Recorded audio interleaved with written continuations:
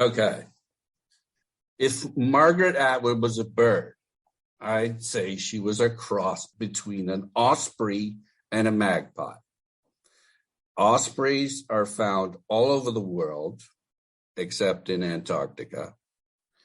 They're able to scope out vast landscapes and spot what's important. They have amazing eyesight. In fact, the military has subjected it to many studies. It enables the bird to see fish from way up above bodies of water and determine what depth they're swimming at and which are the tastiest, and when they're close to the surface so that they can scoop them up. Her unique talons allow her to rearrange her catch so that it faces forward as she carries it to her nest. She travels extensively, as far as 4,200 miles over a 45-day period, but always returns to the same area every year. In most cases, ospreys are monogamous and mate for life. Magpies hear the sound of grubs and worms underground. Oh, Nigel. Who are those grubs and worms? Somebody's going to be insulted by that. They're pretty easy to make friends with, and they form long friendships. They steal other birds' eggs. They're excellent mimics. They've got one of the most complex of all bird calls. It conveys a huge amount of information, and sometimes they'll sing right through the night. Not anymore, Nigel. Okay. They're among the most intelligent birds recognized by modern science. They recognize themselves in looking glasses, and they're attracted to shiny things. They use them in the structure of their nests, and their long tails provide them with the ability to make swift turns while in and on the air. Welcome, Margaret Atwood, to the Bibliophile. So you wonder what I think of that? No, I don't. I want to know what kind of bird you think you are. Well, Nigel, I thought you did pretty well, but you left out a whole category. So let's try Phoenix. Okay. What, did you crash and burn? No, I resurrect out of the ashes every 100 years. Okay, so you haven't crashed and burned then? Frequently. I'm just a lot older than you think. You're forever young. You are. There you go. So out of the ashes and doesn't really exist, Nigel, or not in the way that your osprey and magpie do. You don't exist? No, I'm a mythological bird, but what do we mean by the phoenix? But you exist, right? Or do you think you exist? How do you know? You're seeing an image on a screen. You know how I know? I know because I've seen those books in the backdrop of all sorts of your other Zoom interviews. Yes, but Nigel, how do you know that I wrote them? Yeah. Anyway, we'll steer away from what is real. Okay, let's do that. And you can plunge into your other questions about other things that aren't real, such as novels. Okay. So, what do you do? What do I do? You mean all day? What do I do all day, or what do I do for a living? Well, we're talking about the double. Oh, you mean what do I do when I'm not writing books? Yeah. Yeah. No, I do care about that, but I care about the fact there's two of you. Oh, there's two of everybody at least. There's at least two of everybody and probably quite a bit more. So you are different people to the different people that you know. That's right. Writers are particularly double because they have a writing life and then they have their ordinary life. And the writing life persists in the forms of their books, or else it doesn't persist, depending. But certainly the romantic poets were of the mind that they were going to have this other life embodied in their poetry. So writers are who they are when they're writing, and then they're who they are when they're doing the dishes or taking the dog for a walk. Okay, so then some have said they're alien to themselves. They don't know the other person. Well, that just depends how far into their delusional writing they get, doesn't it? Kinds of lies they want to tell people like you. Right. Because Yeah. you can't depend on them to tell the truth about their writing, Nigel. No. No. The people say, "What's the secret?" And I say, "Would I tell it to you?" Yeah, okay, we're not going to do any more secrets then. What I'm going to do is I'm going to read back to you. It's going to take a little time. Which book are you going to read back to me from? Is it going to be Negotiating with the Dead? Thank you for reminding me. Yeah. Yes. So you know that they changed the title of that. I do. In fact, I saw the new one in Dustman's in Berlin about 2 months ago. Yeah. So they did. I think they were afraid of the D word. You know. Yes. Dead. Yes. Dead. They didn't. They thought maybe dead might be a bit off-putting to the hopeful reader. That's so awful, death, isn't it? I mean, No, I'm not too worried about it. Right? We are going to die.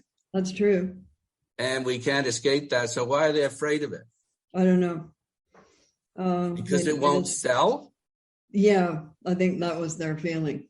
It's like the word Negro. Ah, I heard that. Absolutely. It's like Lawrence Hill. Yes.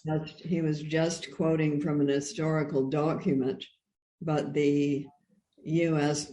didn't want to use that title. Anyway, we have these changes of fashion, but I think the dead word is not a matter of change of fashion. It's a matter of some people being squeamish. And that's going to interfere with sales. I don't know the thinking, Nigel, because it was not I who changed the title. Okay.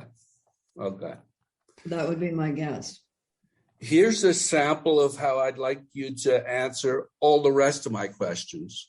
This is how you answered the question, why do writers write? It's kind of a summary. Oh, yeah, that's a lot of fun. I loved doing that. That is, well, here, I do want to read it out because it's going to take me about half an hour, but.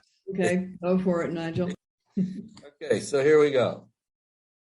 To record the world as it is, to set down the past before it's all forgotten, to excavate the past because it's been forgotten, to satisfy my desire for revenge, because I knew I had to keep writing or else I would die, because to write is to take risks, and it is only by taking risks that we know we are alive, to produce order out of chaos, to delight and instruct, to please myself, to express myself beautifully, to create a perfect work of art, to reward the virtuous and punish the guilty, to hold a mirror up to nature, to hold a mirror up to the reader, to paint a portrait of society and its ills, to express the unexpressed life of the masses, to name the hitherto unnamed, to defend the human spirit and human integrity and honor, to thumb my nose at death, to make money so my children could have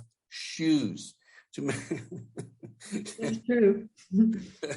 to make money so I could sneer at those who formerly sneered at me, to show the bastards, because to create is human, because to create is godlike, because I hate the idea of having a job, word, to make a new thing, to create a national consciousness or a national conscience, to justify my failures in school, to justify my own view of myself and my life, because I couldn't be a, quote, writer unless I actually did some writing, to make myself appear more interesting than I actually was, to attract the love of a beautiful woman, to attract the love of any woman at all, to attract the love of a beautiful man, to rectify the imperfection of my miserable childhood, to thwart my parents, to spin a fascinating tale, to amuse and please the reader, to amuse and please myself, to pass the time, even though it would have passed anyway. Graphomania, compulsive logorrhea, because I was driven to it by some force outside my control, because I was possessed, because an angel dictated to me, because I fell into the embrace of the muse, because I got pregnant by the muse and needed to give birth to a book, because I had books instead of children, to serve art, to serve the collective unconsciousness, to serve history, to justify the ways of God toward man, to act out antisocial behavior for which I would have been punished in real life, to master a craft so I could generate texts, to subvert the establishment, to demonstrate that whatever is right, to experiment with new forms of perception, to create a recreational boudoir so the reader could go into it and have fun. The story took hold of me and wouldn't let me go, to search for understanding of the reader and myself, to cope with my depression, for my children, to make a name that would survive death, to defend a minority group or oppressed class, to speak for those who cannot speak for themselves, to expose appalling wrongs and atrocities, to record the times through which I've lived, to bear witness to horrifying events that I've survived, to speak for the dead, to celebrate life in all its complexity, to praise the universe, to allow for the possibility of hope and redemption, to give back something of what has been given to me. Yes, all of those are quotes, Nigel. You didn't come up with that? Recognized Alexander Pope, Samuel Beckett, Milton. The boudoir one was from a Czech newspaper. Love it. Okay, what I would like is I'd like that same kind of answer from every other question that I pose to you. Is that okay? Well, no, the answers will be very long in that case. That's okay. I've got more time than you do. That's true. In so many ways, Nigel. Well, I wish. I don't know. I think you're going to outlive me. Okay, so let me pose the question to you again then. Are you a high priestess? Are you a prophet, a court jester, a witness? All. So writers are basically all. But that depends on who's looking at them. So it was it a Habsburg? It was a ruler who said of Voltaire, this court jester is expensive. But I don't think Voltaire thought of himself as a court jester. No. So it depends who's the ruling class and what place the artist has within it. Well, didn't he get out of France and set up a really nice chateau in Switzerland? Who, Voltaire? Yeah. I forget what happened to him later in life, but I don't think it was a French person who said this court jester is expensive. It was somebody in another realm. He traveled around, so he did. So really, it depends. It depends partly on who's paying the bills, right? So I have another part in that book in which I say there's basically a limited number of ways in which artists can buy their own cheese sandwiches. And one of those ways is a patron, and that could be the Pope, it could be a duke, it could be a king, it could be some rich person, it could be a granting organization. You know, the Canada Council is a patron. It could be some prize-giving organization like the Writers' Trust in our country. So in our country, these people tend not to be aristocrats and popes and things like that. They tend to be associations of individuals who take it upon themselves to be the patrons. So that's one way. So does that compromise your role? Well, it doesn't compromise mine because I don't get grants. You did get one, and it was a pretty good investment, wasn't it? It certainly was. I got one in 1969-70. I was actually asked by the Canada Council to apply for it because in those days there were so few writers that they didn't have enough senior people applying for them. And they said, you got to do this because otherwise they're going to abolish the category. So yeah, they did. I got, I think, $6,000, which was a lot of money in those times. You've paid a bit more tax than that over the years. Oh, don't even talk about tax. Yeah, it's tax time, which is coming up. So yeah, so there's that. So that's one way, having a patron, having money. So Yeah, a lot that's of good. people in the past who went into both the arts and the sciences in the 19th century had money of their own. Right. So because they didn't yet have people willing to support these activities, particularly science, a lot of the science in the 19th century was amateur. Darwin was an amateur, but he had money. Okay, so you can have money, you can marry money, you can have a day job. I've had a lot of those, and then do your other thing basically at night or early in the morning. Or you can go to the market. Or you could starve. That is not an option, Nigel, because if you starve, you will not make any art.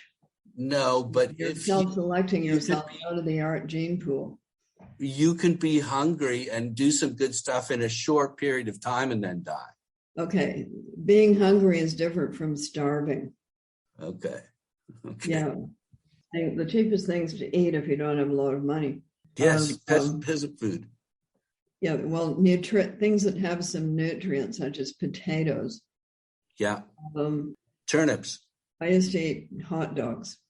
I used to eat Kraft dinner, if you can imagine such a thing. Well, Yeah. you can jazz it up a bit. You can chop the wieners up into the Kraft dinner. dinner. You can do that, but if you put some smoked paprika on it, it sort of, perks it up a bit. You probably don't remember rooming houses because you're too young. So I had a rooming house once in which I had one hot plate like this. And I used to get those, and I used to keep my food in the dresser. There was a dresser. So I kept it in the dresser drawers. And you could get these boilable packages in those times. They've probably axed them since because I'm sure they were full of, chemicals that got into you. But you could get a couple of those and you put them in a pot of boiling water on the one hot plate. This would be the kind of rooming house where you didn't have your own bathroom. And so then you would take the dishes into the shared bathroom and do them in the bathtub. So that's where you would find the other people's noodles but wait a second. What's this got to do with the role of the writer? Quite a lot. We were talking about starving, right? I'm just saying you can get by on really not very much. Is the art better when you're hungry or not? There is absolutely no relation. Zero relation. There's no relation either between whether a writer writes to make money or whether a writer does not write to make money. So Chekhov said famously, I never write except to make money, and I do not write for any other reason. I think he was a bit lying, but he definitely felt that he had to sell what he wrote. And as we know, Shakespeare was not only a playwright, he was an actor, manager, producer, director. And the reason we call it box office is that there was a box. There was this little tin box, people going in to the play, put their, whatever the sum was, they put it into the little box. And that's why we call it box office.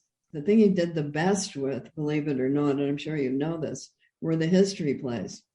He cleaned up with the history plays because it was the only, at that time, way outside of going and looking at marble people in Westminster Abbey that English people could get any grasp of their own history or what happened, say, to their grandfathers during the Wars of the Roses. So they flocked to these history plays, which depicted, quotes, real people that they'd only ever heard about.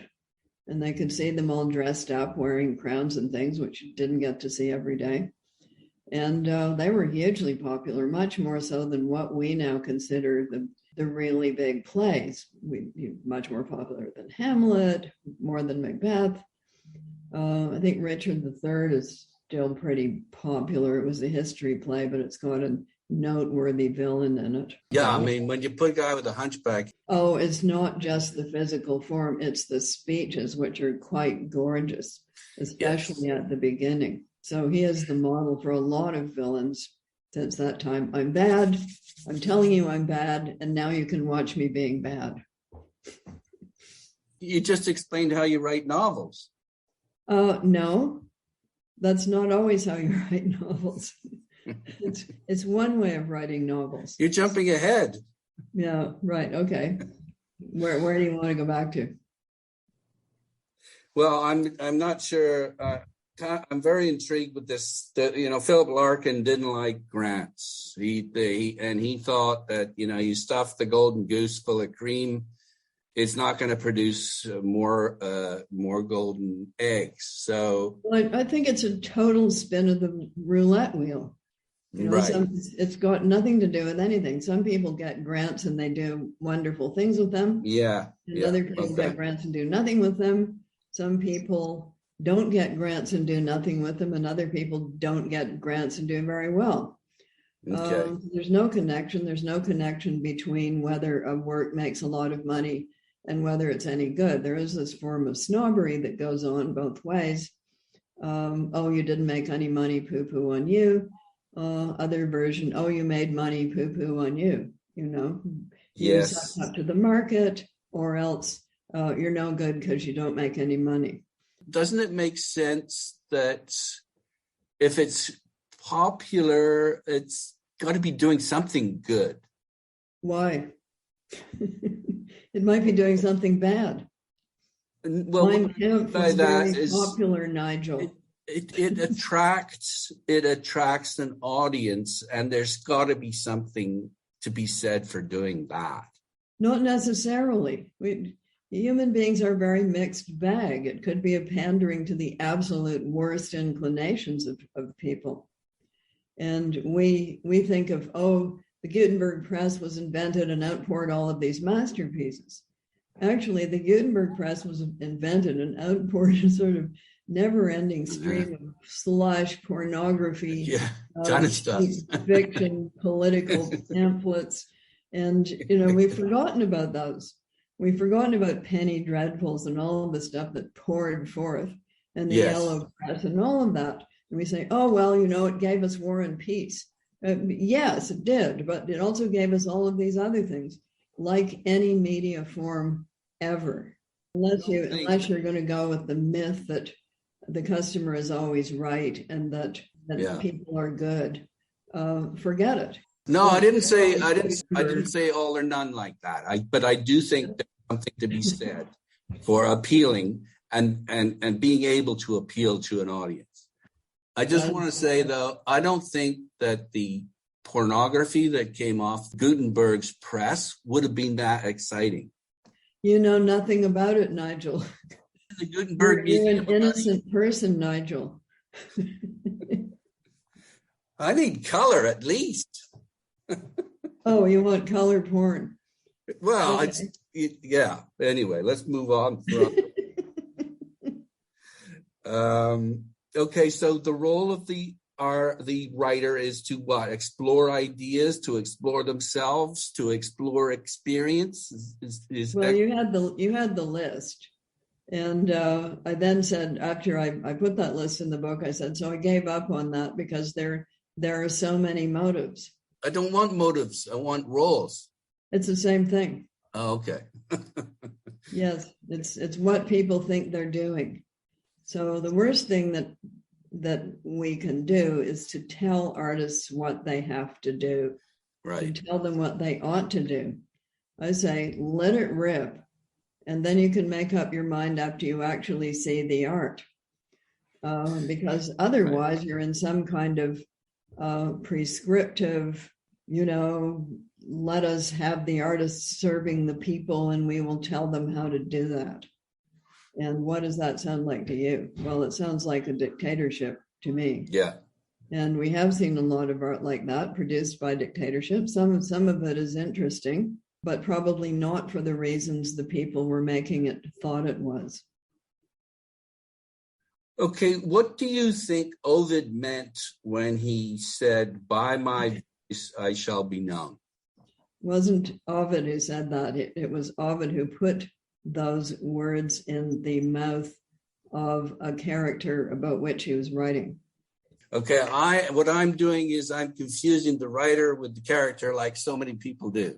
That is what you're doing. So as I recall, that was the Sibyl of Cumae. Yes, you can recall correctly. At the moment at which she made a deal with Apollo, but she left something out. And she asked for long life, but she forgot to put in eternal youth. So she shriveled up and got hung up in a leather sack. And mythology has it that she eventually turned into a spider. But before doing that, she said, all that will be left of me is my words, and by my words I shall be known. So let us suppose that Ovid was also speaking for himself. That's what I did. That's what you assumed, yes. But then you have to put it in context. Which is why we've got you here. Is that why you've got me here? I thought we've got me here because you've been after me for years to do this. No. I wanted to do this in person. That's why it's taking so long. I think is that right? Okay. Would have given in a lot sooner if I said, okay, let's just do it virtually. I'm basically compromising here.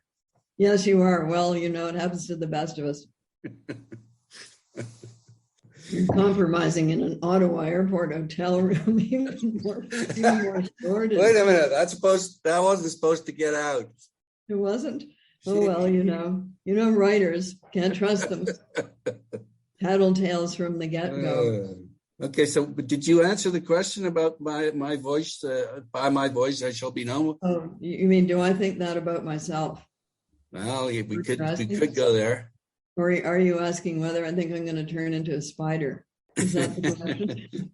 Well, some people already think you're a spider. No, they don't. They think I'm a witch. There's a difference. Well, okay. Yeah, that's true. Okay. Are you gonna go with further on my voice or not? Well, people start going on about what about your legacy? And I go, who cares? I'm not going to be there. Or if I am going to be there, we're talking about a different kind of reality, Nigel. Well, I sure hope there's one, but all you can do is hope, right? One what? One kind of cool, different reality after we snap. You don't necessarily want to hope that, Nigel. Haven't you read Dante? Yes. Oh, yes. Oh, yeah. I forgot. You're very naive and innocent. You think? No, I've lived an admirable life, though. Have you? Okay. Yeah. I recommend to you, if you haven't already seen it, the television series called The Good Place. Oh, thank you. Of fun. Okay. You know what they say? Hell for the climate. No, heaven for the climate, hell for the company. The interesting people are in hell, basically. Or they certainly are in Dante. Yeah. Well, the thing is, though, he thought they were all assholes, though, didn't he? A lot of them? Well, he thought they were, but that doesn't mean they're not interesting. No, exactly. Okay. Can you please tell me about Alice Munro's Hugo, the filthy moral idiot? Yeah, so it's in a story that Alice wrote called Material. And it's narrated by a woman who's married to a guy who purports to be a writer. And when she's married to him, she doesn't really think he is, because she doesn't think he's got what it takes, and he doesn't have the seriousness, and she just kind of dismisses it. But then after they're divorced, he comes out with a book, and it's good, much to her surprise. So she reads this book, and she's really quite impressed with it. But then she realizes that Hugo has utilized their downstairs neighbor. He's basically cannibalized their downstairs neighbor. And she's in the course of writing him a letter, sort of congratulating him on his book, but then she has second thoughts, and she decides that what he has done is wrong in appropriating this downstairs neighbor and putting her into a book, although he did it very well. So then she says that he's a filthy moral idiot, and that it's not enough to have written well. So that's the story. And it's basically Alice probably thinking about what she herself was doing, because that's what she was doing. Okay, so what? It's better to get it all out of your own imagination and not rape anyone else? No. I'm making no judgment about whether the sentence on Hugo is good or bad. And it's entirely possible, as we know if we think about it for 1 second, to be very good at what you do, namely your art, and to be not a nice person. And history has many examples. In fact, it seems to be the norm. So the standards of niceness that you would use in, say, selecting a roommate, you want your roommate to be nice. You don't want them to always eating your food out of the fridge and leaving their dirty laundry strewn about the floor. So the standards for that kind of niceness are different from what we want, what we're interested in when we read about people in books. Okay. We don't want everybody in a book to be nice all the time, because if they are, number one, we'll think this isn't true to life, but we also think this is pretty boring. Boring is the worst thing you can be. Well, yeah, because you're not going to get the reader past page 15. So back in the days when I used to teach writing classes, usually as a drop-in guest, I would only deal with the first 5 pages, because that's real life. So close your eyes, imagine that you walk into a bookstore, there's your book. So this beautiful cover on it, you've participated in the design, and has this great title. You've chosen it out of 15 possible titles. This is the best one. And the reader picks up the book. They've never heard of you before. And what do they do first? They look at the front jacket flap, which has copy on it about the book, which the publishing company has given to an intern to write. They've given the most important job about the cover to an intern. But luckily, they've sent it to you to rewrite. So you've already rewritten your own jacket copy. You've taken out the part that gives away the plot. You've rectified the names of the characters. And the reader looks at that and thinks, maybe I'll find this interesting. And then what do they do after they look at your picture on the back? Yeah, they gotta. Then they open to page 1. So if you can get them past page 1, they might read page 2. Yeah. And if you can get them past page 2, they might read to page 5. Okay, so how do they do that? How do you do that? Well, that depends on what kind of book you're writing and what your inclinations are. So if you're writing a murder mystery, my advice to you is move the corpse up towards the front.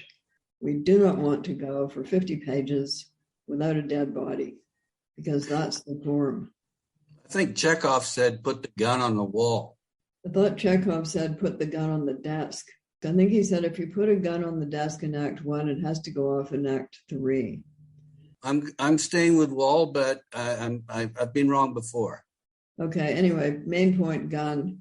Second one has to go off in Act 3, which is why Samuel Beckett was what he was doing in Happy Days. He was subverting Chekhov. He puts a gun in her handbag, but by Act 3, she can't reach it. That's right. She wants to. She wants to, but she can't. It's out of reach. Naughty Beckett. Okay, so is it tell a little story, give a little surprise, tell a little. There is no. Give a little surprise. Formula. There is no formula. No, I haven't finished my formula yet. Well, it sounds very repetitive, Nigel.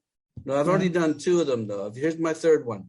Put in a great line, put in a smart line, put in a profound line, put in a funny line, put in a beautiful line, put in a true line, and then tell another story as fast as possible. We'll try it and see if it works, Nigel. I'm too lazy to be an author. Okay. I don't believe that. You're always doing these interviews. That's not lazy. Okay, so I'm wrong. Where am I wrong with that little area there?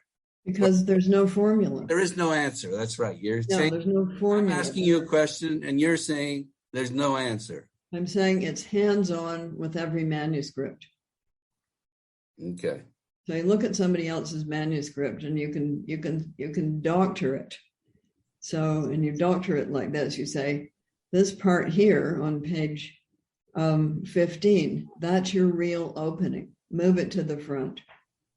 Like that. So it's all hands-on. It's like pottery class. Here's the mud. what do you want to make out of the mud? Yeah. If you do this, it'll actually work a bit better. Yeah, so it's like dump out the mud and then rewrite. Yeah. You don't have to dump out all of the mud, but sometimes you do. Okay. And sometimes you take out bits and put them in a little place on your computer. They used to put them in a little place on your desk, and then you can use them later.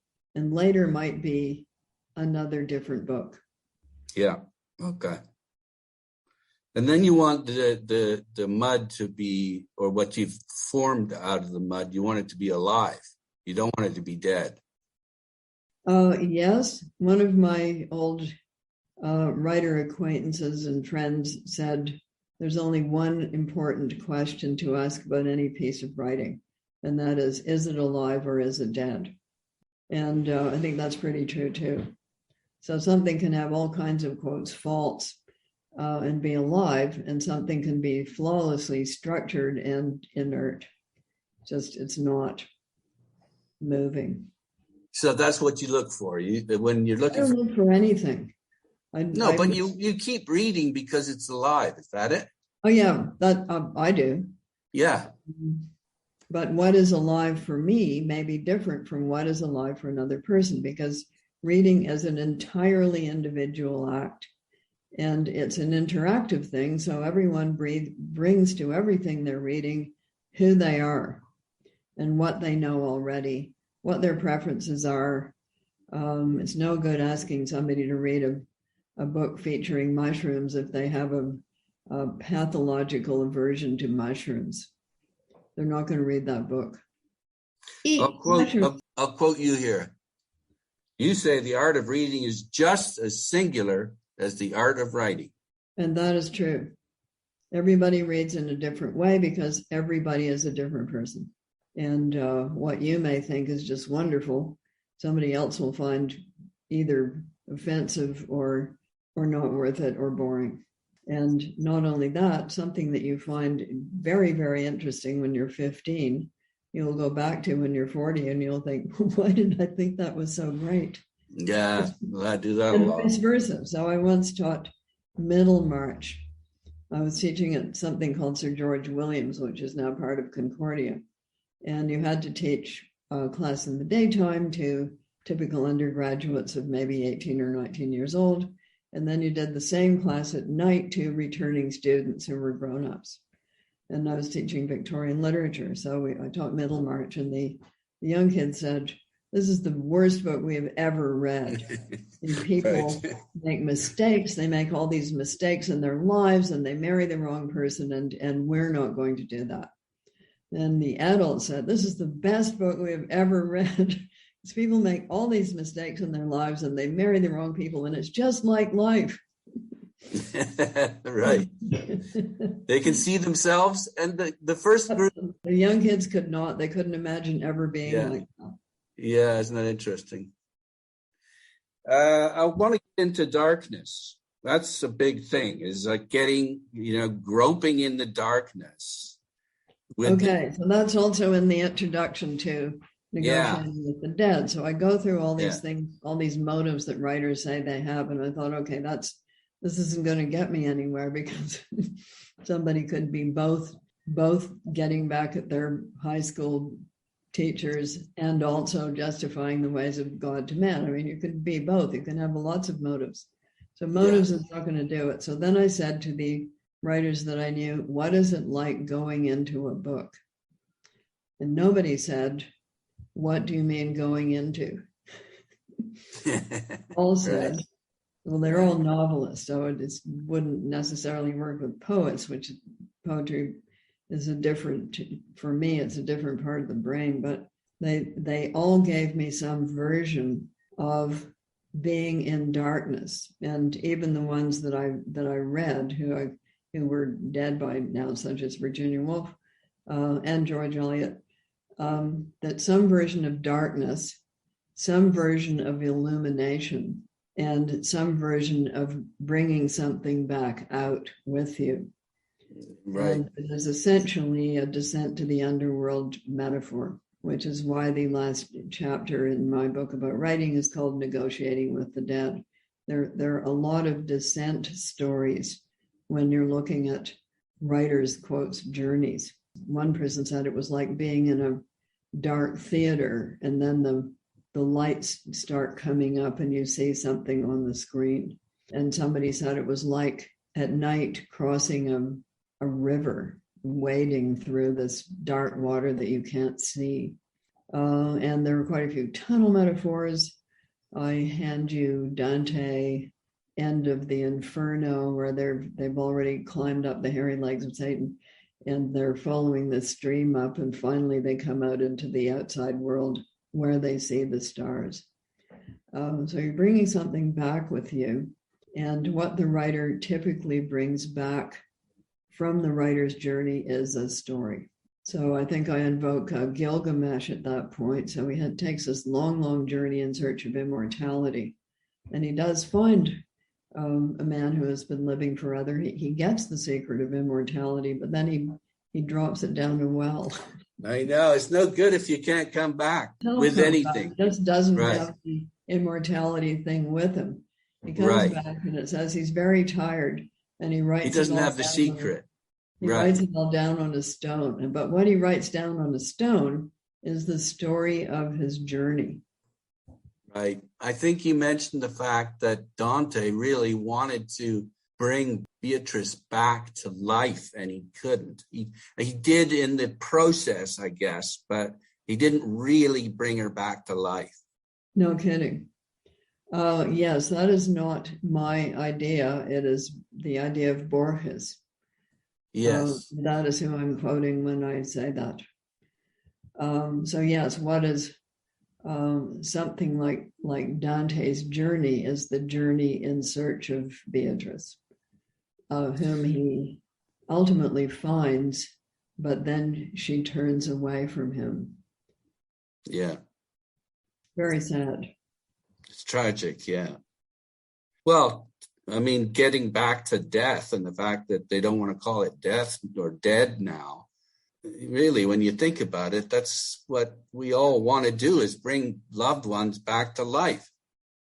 Well, and a lot of people write books for that reason. That's why there are so many books about essentially the past. So things that are in the past, those people are still alive. And I suppose, again, in the process of writing, you do way the little amount of writing that I've done, it's I get to sort of relive the fun trips that I've taken. You mean, in a way, I suppose you could say that by writing about someone who's dead, you do kind of bring them back to life for yourself in a way, in a different way. Well, you're back into the world of invocation and conjuring. That's basically the piece of magic that that sort of writing is connected to. And magic and writing do often, and the writer often do go together, don't they? Well, of course, writing, making marks that meant something was once a very, very esoteric thing. Only a few people knew how to do it. And those people were both respected and feared. And the ability to send a message at a distance, writing the message and sending it with the messenger. There's a ton of folk tales and plot motifs that have to do with letters that are exchanged, the wrong message gets there, messages that are not delivered in time. There's a lot of stories about messages and messengers. And I think in my book, my chapter 5 in that book, we talk about the book as messenger. So it is a time travel apparatus. The writer and the reader are never in the same place at the same time, unless you're on a screen typing a message that the reader is reading right then. But even so, you're not in the same place, because otherwise, why would you be doing that? I guess the most immediate kind of writing that I can think of is if you go to a book about the Chinese cultural revolution called The World Turned Upside Down. When the people who took down the Gang of Four were plotting that, they were writing messages to each other on little pieces of paper that they were burning immediately because they rightly assumed that their houses were bugged. It's like WhatsApp or one of those things. WhatsApp, you mean the thing disappears immediately? Yes. Yeah, well, this, on the other hand, it's not secure because somebody could hack into your program. So I'm talking about two people standing in the same room, filtering themselves from the security cameras, writing little messages and burning them immediately. That's the only situation I can think of in which writer and reader are in the same place at the same time. The rest of it is all time travel or space travel, space and time travel. Unlike oral storytelling, in which the in-person oral storytelling, in which the storyteller and the audience are together. The storyteller, therefore, can sense the mood of the crowd, can tailor the story to who is there in the room, and things become very individualized in that way. Individualized to that audience. That's what I mean. Yeah. Here's a quote from you about time. You said, we're all stuck in time like mice in molasses. That's very, very good. That's part of the reason that I read right there. Okay. That's one of the reasons I read is mice in molasses. Okay. Well, as you can see, you're talking to somebody who's had some experience with mice. That's right. It's your science background. No, it's having a summer cottage. Come on, Nigel. Yes. Okay, so we've got about 8 minutes left. Yes, exactly. Speaking of time. So how can we fill this with something interesting? I don't know. Tell me a story. Tell me how you got into doing this, Nigel. Well, put it into your head. Why are you hanging out with all these dubious people? You know they're not respectable. You mean like you? Yeah, very not respectable. Well, okay, what's more important to me and many people that I know is having a really great conversation with a super smart, funny person. It doesn't get any better than that for me. Well, good. And how many of the writers that you have talked to have been super smart and funny? Tell the truth, Nigel. Well, none of them have been as smart and funny as you are. Oh, that is shameless. Very shameless. Don't tell the others. You'll get very unpopular. Yes. Nicely turned. Okay, I've got... how many years have you been doing this? Well, for about 10 or 12 years altogether, maybe, something like that. Okay. So are you intending to put this all together in some form or other? Is it going to be an archive in a library? Is it going to be a book? What are you going to do? I'm just going to keep doing this. That's what I'm going to do. But then you must have an ultimate goal. No, I don't have an ultimate goal. I'm living for the moment. Okay, all right. Surf the moment. No. It's kind of like a little styrofoam ball. And that's how I envisioned it to start with. And then there's all these different roles as they pertain to the book. And they're little pins with nice little colored heads. Okay. So you're talking to designers, you're talking to editors. Everyone that I can think of that might in some way have something to do with the book. And I don't know exactly why I'm so focused on the book. It's kind of odd, but in a way. But how do you explain that? You know, I know it is endlessly fascinating. So I'm going to send you my cartoon that every once in a while I do a comic for my editors or publishers. So I'll send you my editing bureau comic. Oh, okay. Thank you. You're welcome. I used to send them book tour comics to make them feel guilty. Lowest point, I think, was when I had to go on daytime television after two people who had just been demonstrating the colostomy bag. And I thought, I cannot compete with this. So hi, honey, what do you do? Oh, you wrote a book.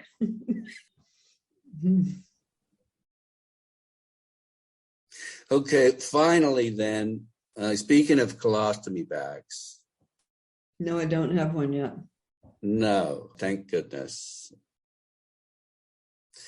I want to return to the osprey and the magpie.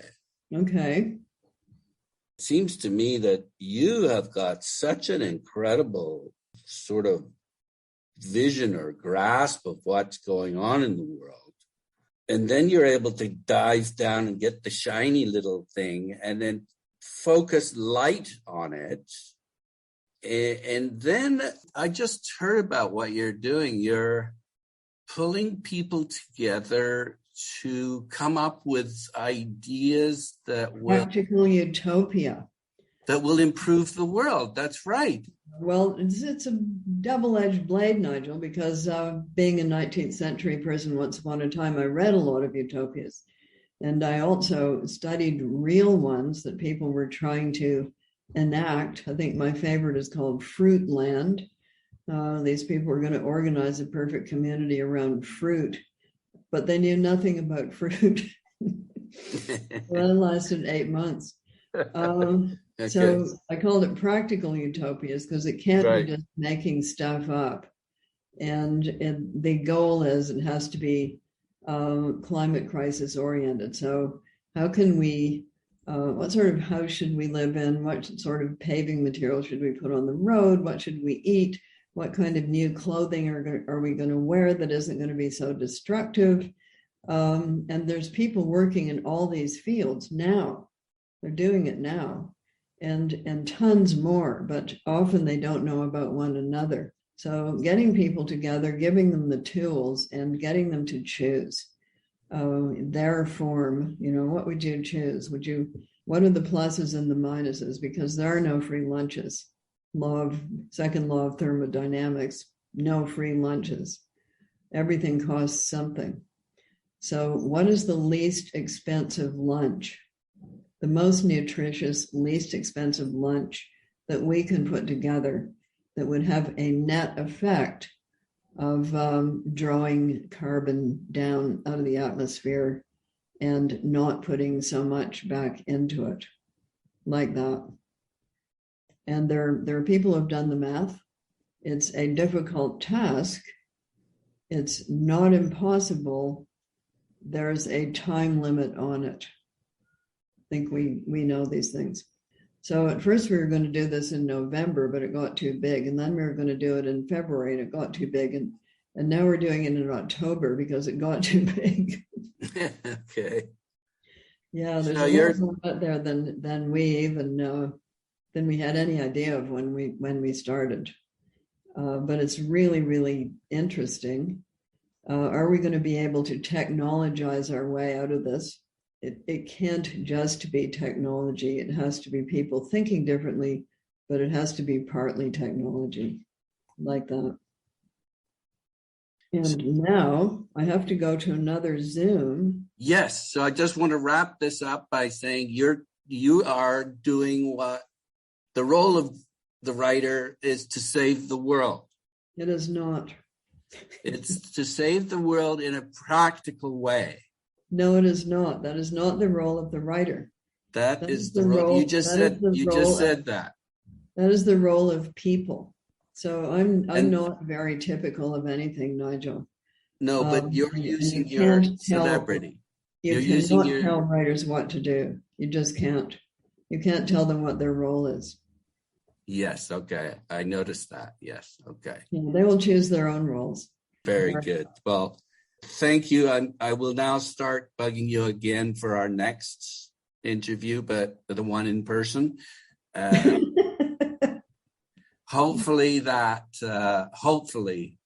won't be in the too distant future. Thank you so much. And thank you very much. Enjoy your hotel room. I will. Bye for now. Bye.